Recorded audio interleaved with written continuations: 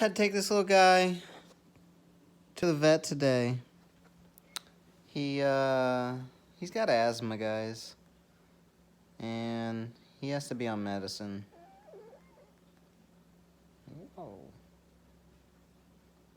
So, we're waiting on his inhaler. This little motherfucker is gonna be on a puffer. And we're waiting on that to show up because we had to order it from Canada to be sent from New Zealand. Ain't that some shit? And yeah, he wasn't feeling good. He was having trouble breathing. We were shitty companion parents, and we didn't order his puffer soon enough, so we ran out of his pill medicine before the puffer got here. So he was not having a good day yesterday, so I took him this morning, got him his medicine,